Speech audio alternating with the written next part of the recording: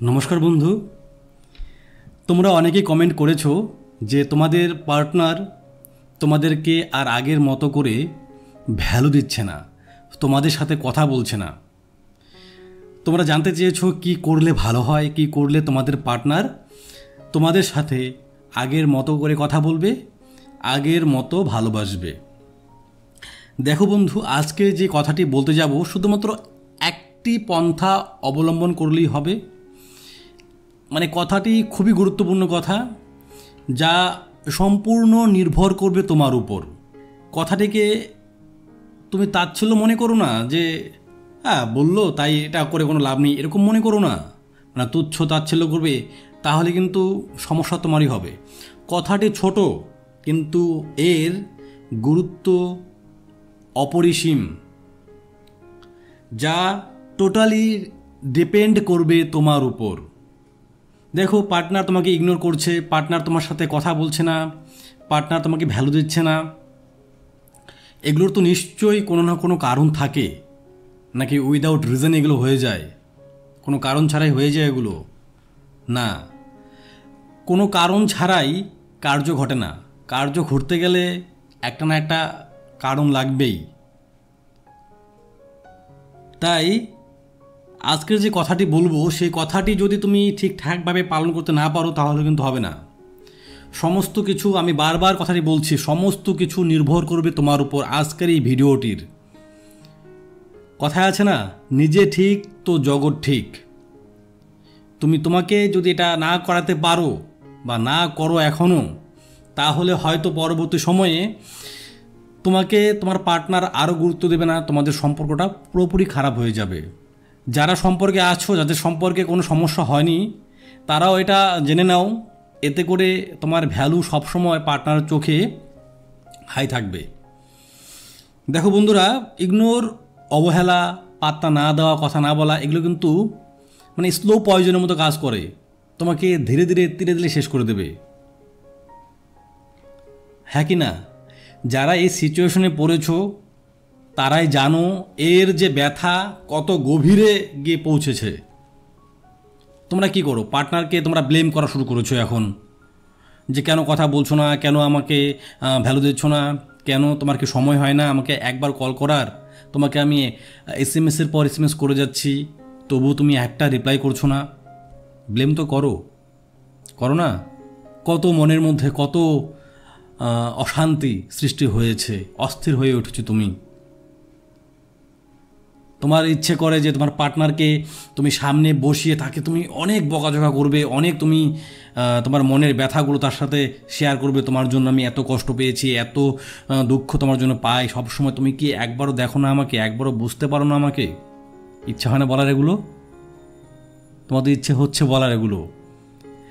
আজকের কথাটি আমার এখানেই। যত এগুলো করতে যাবে, ততই ঝামেলা বাড়তেই থাকবে। বিশ্বাস হলো না? আজকের ভিডিওর মেন কথাই হলো গিয়ে সেলফ কন্ট্রোল।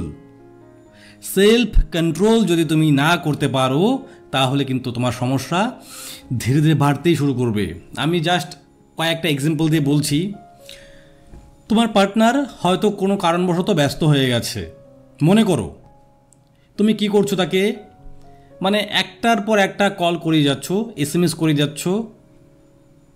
পার্টনার কি করবে? সে তো ব্যস্ত। সে হয়তো একবার রিসিভ করে বলবে যে পরে কথা বলছি। তোমার না, তোমার এখনও পোষায়নি, কেন কথা বলবে না আমার সাথে? এই যে তারপর থেকে তুমি যে তাকে কল করতে থাকবে, সে কি আর কলটা তুলবে? একদম কল তুলবে না, কারণ সে তো ব্যস্ত। তখন থেকে তোমাকে সে কী করতে শুরু করবে? অবহেলা করতে শুরু করবে। এই অবস্থায় এরকম আরও অনেক বিষয় আছে। ধরো তোমার হাজবেন্ড বা তোমার ওয়াইফ, সে কোনো কারণে ব্যস্ত আছে, কোনো বিষয় নিয়ে ব্যস্ত আছে। তোমার গার্লফ্রেন্ড হতে পারে, তোমার বয়ফ্রেন্ড হতে পারে, যে কেউ হতে পারে, তোমার বন্ধু হতে পারে, যে কেউ হতে পারে, তোমার ফ্যামিলি মেম্বারও হতে পারে। কোনো কারণে ব্যস্ত আছে, তুমি বারবার তাকে কল করে যাচ্ছ, বারবার তাকে এসএমএস করে যাচ্ছ। সে তোমার কাছ থেকে একটু দূরত্বে আছে কোনো কারণবশত, বা তার তোমার প্রতি ইন্টারেস্ট নেই। ইন্টারেস্ট তো আমরাই কমিয়ে দেই, তাই না? তুমি ইন্টারেস্ট কমিয়ে দিয়েছো তোমার পার্টনারের তোমার প্রতি। এই কাজগুলো করে কখনো তুমি সেলফ কন্ট্রোল করেছো? কখনো করোনি। এখন বলবে দাদা ভালোবাসায় আবার কন্ট্রোল কি করব, ভালোবাসা তো লিমিটলেস। তোমার ভালোবাসা যেন লিমিটলেস হয়, কিন্তু তোমার যে সেলফ কন্ট্রোল তার উপর নির্ভর করবে তোমার ভ্যালু। বুঝাতে পারলাম? এবার দেখো, তোমার পার্টনারকে তুমি বলছো এটা করে দাও, এটা করে দাও, এটা করে দাও, তোমার পার্টনার করছে না। বা তুমি তোমার পার্টনারকে কল করে যাচ্ছ, সে রিসিভ করছে না, 1 দিন 2 দিন 3 দিন রিসিভ করছেই না। তুমি তারপর তোমার মনের মধ্যে যে অভিযোগগুলো আছে, কেন কল তুলবে না, কেন আমার জন্য সেটা করবে না, তুমি তাকে বোঝানোর জন্য আরও কল করে যাচ্ছ, তাকে আরও প্রেশার ক্রিয়েট করছো যে তুমি করে দাও আমার এটা, তুমি আমার কল তোলো, মানে এই টেক্সট করছো, SMS করছো, কত কী করছো, হোয়াটসঅ্যাপ, ফেসবুক মেসেঞ্জার, সব জায়গায় তুমি তাকে, মানে তার সব কিছু তুমি পুরোপুরি কমপ্লিট করে দিয়েছো। মানে জায়গা নেই আর, কোথাও তুমি জায়গা বাদ রাখোনি তাকে নক করার। এই যে এগুলো করছো, তুমি কি ভাবছো তোমার পার্টনার খুশি হচ্ছে? একদমই না। তোমার পার্টনার তোমার প্রতি আরও বিরক্তি বোধ করছে। এবার তোমার সিচুয়েশন দেখে তোমাকে সেলফ কন্ট্রোল করতে হবে। এবার তোমরা স্বামী স্ত্রী একই ছাদের নিচে আছো, তখন তো এরকম করলে হবে না। সিচুয়েশন দেখে তোমাকে কন্ট্রোল করতে হবে। ভালোবাসো ভালো কথা, তার মানে এই নয় যে তুমি আবেগে একদম ভেসে চলে যাবে। দেখো, বাংলায় একটা কথা আছে যে তিলে তিলে তাল হয়। তুমি তাকে আজকে কল করলে সে রিসিভ করলো না, তুমি কালকেও কল করলে রিসিভ করলো না, তুমি টেক্সট করলে রিপ্লাই করলো না, তুমি করেই যাচ্ছ। কারণ তোমার মনের মধ্যে যে অনেক কিছু জমা হয়ে গেছে, তাকে বলতে হবে কেন করছো না আমার কল রিসিভ, কেন রিপ্লাই করছো না আমার মেসেজের, তোমাকে জানতে হবে না। এই যে তুমি আজকে একটা কল করলে সে রিসিভ করলো না, টেক্সট করলে রিপ্লাই করলো না, আগামীকাল তাকে তুমি একটা কল করলে টেক্সট করলে রিসিভ করলো না, তার পরের দিন একটা কল করলে টেক্সট করলে রিসিভ করলো না, এই যে তিল তিল করে কি হয়ে যাচ্ছে, তাল হয়ে যাচ্ছে। এরপর সে তোমাকে ভাববে এই কি মানুষ রে, মানে তোমার যে কল SMS দেখলেই সে তার সেলফোনটাকে দূরে রেখে দেবে। এবার এখানে কথা একটাই, তুমি কি কখনো তাকে তোমাদের সম্পর্কে এফোর্ট দেওয়ার সুযোগ করে দিয়েছো? সব কিছু তুমিই করে ফেলেছো আগে থেকেই। তাকে কল করা, তাকে SMS করা, ভালোবাসার দায়িত্বগুলো পালন করা, সব কিছু তুমিই করেছো, তাকে কিছুই করতে দাওনি। এবার সে তো অলস হয়ে গেছে, কেন করতে দাওনি বলো? ভুল করেছো কি না? না হলে তোমাকে আর আজকে আমার এই ভিডিও দেখতে হয় না। তোমাকে আজকে মনের মধ্যে কথার যে একটা বাষ্প জমা হয়ে আছে, সেটা জমা হয় না শুধুমাত্র একটি ভুলের জন্য। এগুলো আমি ফিল করেছি বন্ধু, এগুলো ফিল করেছি। শুধুমাত্র যে গার্লফ্রেন্ড বয়ফ্রেন্ড থাকলেই যে এগুলো হবে তা না, অনেক জায়গা থেকে এগুলো ফিল করেছি। না হলে তোমাদের সাথে আজকে আমি এই কথাগুলো বলতে পারতাম না। তুমি পৃথিবীকে ঠিক করতে চাও, ভালো কথা, কিন্তু তোমাকে আগে নিজেকে ঠিক করতে হবে। নিজের দৃষ্টিভঙ্গি চেঞ্জ হয়ে গেলে অটোমেটিক্যালি দেখবে পৃথিবী অনেকটা পরিবর্তন হয়ে গেছে। অ্যাকচুয়ালি পৃথিবী তো ঠিকই আছে, পৃথিবীর যে মানুষজন তার কথা বলছি আমি। তোমার দৃষ্টিভঙ্গি চেঞ্জ করে দেখো, সব ঠিক হয়ে যাবে। তোমার সম্পর্ক ঠিক থাকবে কি না নির্ভর করবে তোমার উপর। তুমিই তো চাও না তোমার সম্পর্ক ঠিক থাক, শুধুমাত্র তাকে খুব ভালোবাসলে হয়ে গেল, তার সব কাজ করে দিলে হয়ে গেল সম্পর্ক ঠিক থাকা। সব দায়িত্ব তুমি পালন করে দিচ্ছ না, আমি তাকে ভালোবাসি, সব দায়িত্ব আমি পালন করি। কেন করতে যাও এগুলো? দেখো, যত এগুলো করতে যাবে তোমাকে সে সস্তা মনে করতে শুরু করবে। তাই নিজের যে আবেগ কন্ট্রোল করো। সে কল রিসিভ করছে না, বাদ দাও, ছেড়ে দাও না।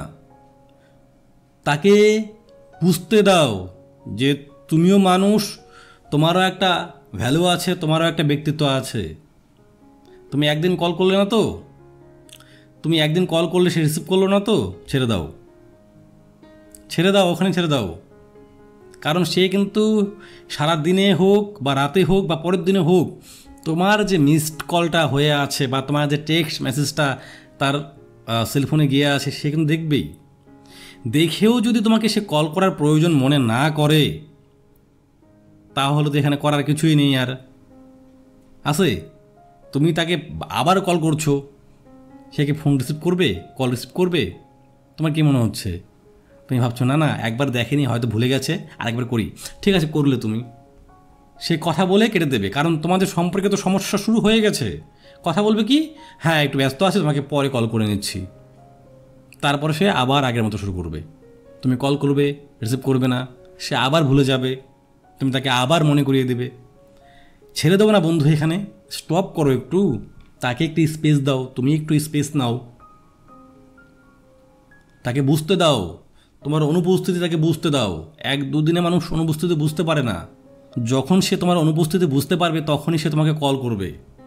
তাই একটু ওয়েট করো। ওয়েট না করলে কিন্তু এখানে হবে না।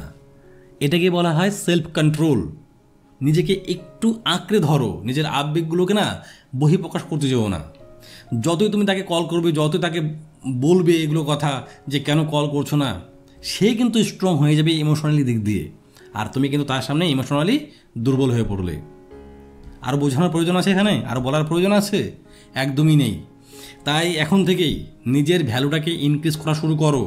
যাদের সম্পর্ক ঠিক আছে তারাও এই বিষয়টি মাথায় রাখবে। আবেগে বশীভূত হয়ে নদীর জলের মতো ভেসে যেও না, তাহলে কিন্তু সমস্যার সৃষ্টি হবে। আমি আবার বলে যাচ্ছি, তোমার সম্পর্ক ঠিক থাকবে কি না তা নির্ভর করবে তোমার ওপর। বোঝা গেল বিষয়টা? তুমি ঠিক রাখতে পারবে তোমার সম্পর্ক, আর কেউ পারবে না। তাই নিজেকে যদি কন্ট্রোল করতে পারো তাহলেই দেখবে তোমার অনেক সমস্যার সমাধান হয়ে গেছে। শুধুমাত্র তোমার রিলেশনের ক্ষেত্রে নয়, আরও অনেক জায়গা থেকে দেখবে তুমি অনেকটা রিলিফ হয়ে গেছো। তাই এই রকম বিষয় আসলে তোমাদের কাছে, সম্পর্কে হোক বা অন্য সেক্টরেই হোক, একটু স্টপ হয়ে যাও, একটু চুপ হয়ে যাও, নিজেকে একটু কন্ট্রোল করতে শেখো। তো বন্ধু, আজ এই পর্যন্তই। দেখা হচ্ছে নেক্সট ভিডিওতে।